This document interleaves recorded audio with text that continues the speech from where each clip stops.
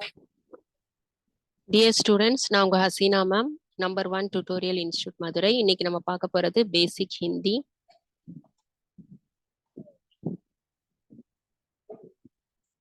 இன்னைக்கு பேசிக் ஹிந்தி பார்க்க போறோம். பேசிக் ஹிந்தில ஸ்வர் ரிலேட்டிவா வரக்கூடிய 1 லெட்டர் 2 லெட்டர் வேர்ட்ஸ் தான் பார்க்க போறோம்.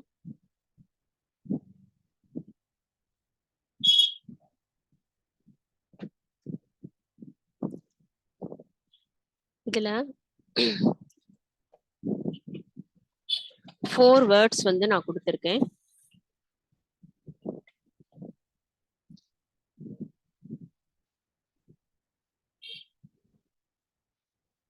ஃபோர் வேர்ட்ஸ் வந்து நான் இங்க கொடுத்திருக்கேன், டிஸ்பிளே பண்ணியிருக்கேன் பாருங்க.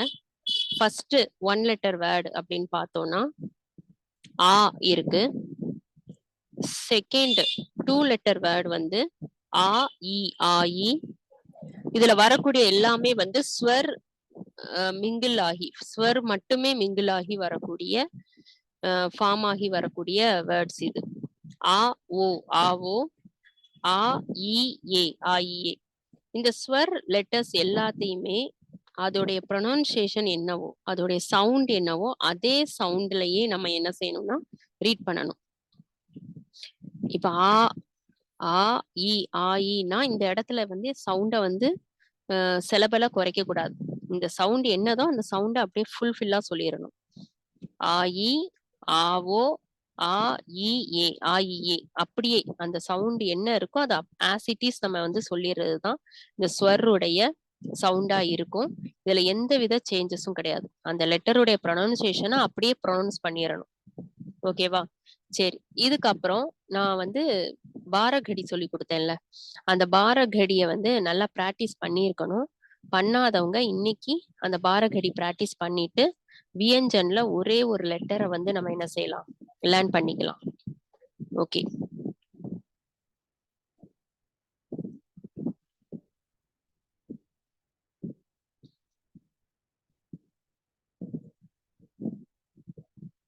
இப்ப இந்த ஸ்கிரீனை பாருங்க. உங்ககிட்ட என்ன புக்கு இருக்கோ, second standard, first standard, third standard என்ன புக்கு இருக்கோ அந்த புக்கை வச்சே நீங்க என்ன செய்யலாம், பாரகடி வந்து பிராக்டிஸ் பண்ணலாம். அதாவது மாத்திரா பிராக்டிஸ் பண்ணலாம். இப்ப இங்க வந்து டாட் இருக்கு. டாட்டை நீங்க மைண்ட் பண்ண வேணாம். இங்க ஒரு மாத்திரா இருக்குல்ல, இந்த லெட்டருக்கு ஒரு மாத்திரா இருக்கு, இந்த லெட்டருக்கு ஒரு மாத்திரா இருக்கு. அது என்ன மாத்திராங்கிறத நான் சொல்லிட்டே வரேன், நீங்களும் என்ன செய்யுங்க, பிராக்டிஸ் பண்ணுங்க. இதுல வந்து ஊ மாத்திரா, இதுல வந்து ஏ மாத்திரா. இங்க ஒரு மாத்திரா இருக்கு இல்லையா, ஆ மாத்திரா. இதுல ஈ மாத்திரா. அதே மாதிரி இங்க இ மாத்திரா, ஓ மாத்திரா, ஏ மாத்திரா, இ மாத்திரா, ஏ மாத்திரா, ஔ மாத்திரா, ஏ மாத்திரா, ஆ மாத்திரா, ஆ மாத்திரா, இ மாத்திரா, ஏ மாத்திரா. இங்க ஏ மாத்திரா, ஈ மாத்திரா. இப்ப நான் ஏ மாத்திரான்னு சொல்றேன்னா இந்த மாத்திராவை பார்த்ததுமே இந்த லெட்டரையும் இந்த மாத்திராவையும் சேர்த்து நீங்க வந்து ப்ரொனவுன்ஸ் பண்ற மாதிரி இருக்கும். இப்ப ஆக்சுவலி இது வந்து இந்த ந லெட்டருக்கு வந்து மாத்திரா ஏ கொடுத்ததுனால உங்களுடைய ப்ரொனவுன்சியேஷன் இங்க என்ன வரணும்னா நே அப்படிங்கிறது வரணும். அதெல்லாம் வியஞ்சன் கான்சோனன்ட் இன்னும் நான் சொல்லி தரல. பட் மாத்திராவை வந்து நல்லா பிராக்டிஸ் பண்ணா மட்டும்தான் சீக்கிரமாவே ஹிந்தி வாசிக்க முடியும். இங்க ஈ மாத்திரா இருக்கு, இங்க ஏ மாத்திரா, ஏ மாத்திரா. இப்ப இந்த லெட்டர்ல வந்து இந்த வேர்ட்ல வந்து ஒரு லெட்டர் நமக்கு தெரிஞ்சதுதான், ஏ. ஏங்கிற ஸ்வர். இங்க ஆ லெட்டர். அதே மாதிரி இதுல ஆ லெட்டர். இப்ப நீங்க ஒவ்வொரு லெட்டர்ஸ் படிக்க படிக்க அதையுமே சைட் பை சைடு வந்து என்ன செய்யணும்னா பிராக்டிஸ் பண்ணிக்கணும். ஓகேவா? இங்க வந்து ஆ மாத்திரா, இங்க வந்து ஆ மாத்திரா, சாரி ஆ லெட்டர். சோ இங்க வந்து ஆ ஆ ஊ. இப்போதைக்கு இந்த சந்திரபிந்து இந்த பாயிண்ட்லாம் பார்க்க வேணாம். நீங்க அந்த ஸ்வர் லெட்டர்ஸையும் மாத்திராவையும் மட்டுமே இந்த ஒரு 4 லைனுக்கு வந்து பிராக்டிஸ் பண்ணுங்க.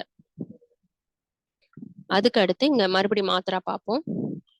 ஏ மாத்திரா, ஏ மாத்திரா, ஊ மாத்திரா, ஈ மாத்திரா, ஏ மாத்திரா, ஏ மாத்திரா, ஔ மாத்திரா, ஓ மாத்திரா, ஏ மாத்ரா, ஏ மாத்ரா, ஏ மாத்ரா, ஓ மாத்ரா, ஆ மாத்ரா. இது வந்து ஸ்வர்.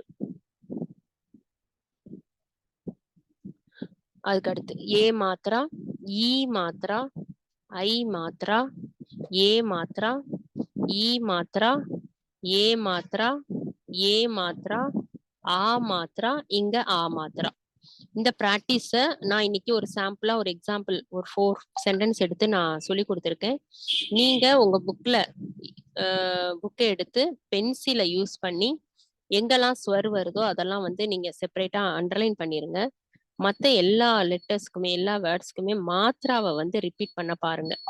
அப்ப அந்த இங்க ஈ மாத்ரா இருக்குன்னா அதுல ஈ சவுண்ட் வரும். அந்த வியஞ்சனும் ஈங்கிற அந்த மாத்ராவும் சேர்ந்து வரக்கூடிய சவுண்டா இருக்கும் அப்படிங்கிறத மறந்துடாதீங்க. ஓகேவா? நெக்ஸ்ட் இப்ப நான் ஒரு வியஞ்சன் ஒரே ஒரு லெட்டர் மட்டும் வியஞ்சன் ஸ்டார்ட் பண்ண போறேன். எப்படி தமிழ்ல உயிர் எழுத்துக்கள் மெய் எழுத்துக்கள் இருக்கோ, இங்கிலீஷ்ல வவ்வல்ஸ் அண்ட் கான்சோனன்ட்ஸ் இருக்கோ, அதே போல ஹிந்தியில ஸ்வர்ங்கிறது வவ்வல்ஸ் உயிர் எழுத்து, அதோடைய உச்சரிப்பை அதே சவுண்ட்ல தான் வைக்கணும். வியஞ்சன்னு இருக்கு, அது வந்து கான்சோனன்ட்ஸ். இந்த ஸ்வரும் வியஞ்சனும் சேர்றதுனாலதான் அங்க என்ன வருது, சவுண்டே வந்து வருது. சரி, வியஞ்சன்ல ஃபர்ஸ்ட் லெட்டர் நான் சொல்லி கொடுத்துறேன்.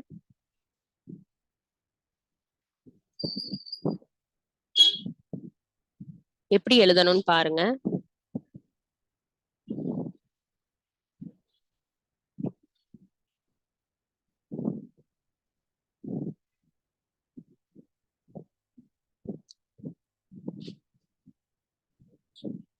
வியஞ்சன் ஹெட்டிங் போட்டுக்கோங்க. இதுல நிறைய லெட்டர்ஸ் வந்து வரும். ஒரு 37 லெட்டர்ஸ் இருக்கும். ஃபர்ஸ்ட் லெட்டர் வியஞ்சன்ல நான் வந்து என்னன்னு எழுதி காட்டுறேன்.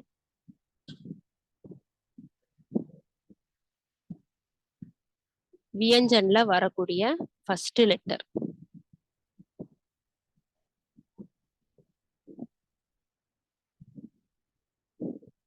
எப்படி எழுதணும் பாருங்க.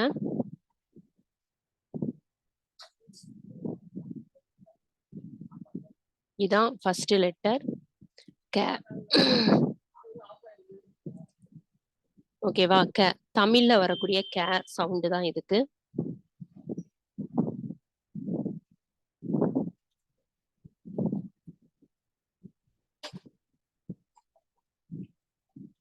க லெட்டர்.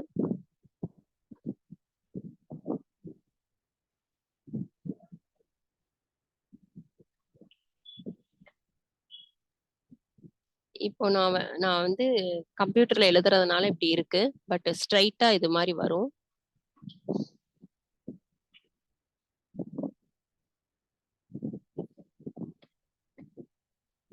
இதை பாத்தீங்கன்னா தெரியும். இதுக்கு மேலே நான் எழுதி காட்டுறேன்.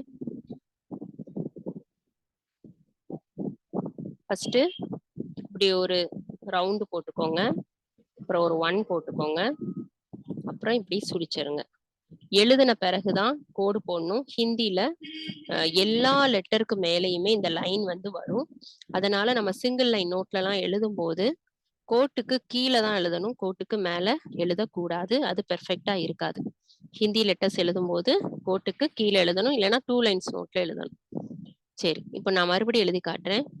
இப்படி ரவுண்ட் போட்டுக்கோங்க, 1 போட்டுக்கோங்க, அதுக்கப்புறம் இப்படி சுழிக்கணும். நெக்ஸ்ட் இங்க ஒரு லைன் போடணும். இதான் வந்து க.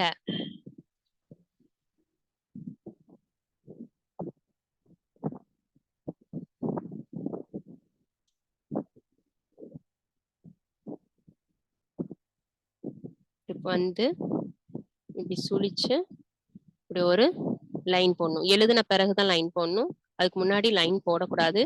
இப்பவே அந்த ஹேபிட் இருந்தா அதை மாத்திருங்க. உங்க பிள்ளைங்க அது மாதிரி எழுதுறாங்களா, நீங்க அப்படி எழுதுறீங்களா அப்படின்னா நீங்க அதை மாத்திக்கோங்க. அந்த ஹேபிட் வந்து வேண்டாம். எழுதிட்டு கோடு போடுங்க. இப்ப இந்த க லெட்டர், இந்த லெட்டர் வந்து க க அப்படிங்கிற சவுண்ட். ஓகேவா? நெக்ஸ்ட் லெட்டர் நாளைக்கு பார்க்கலாம். தேங்க்யூ.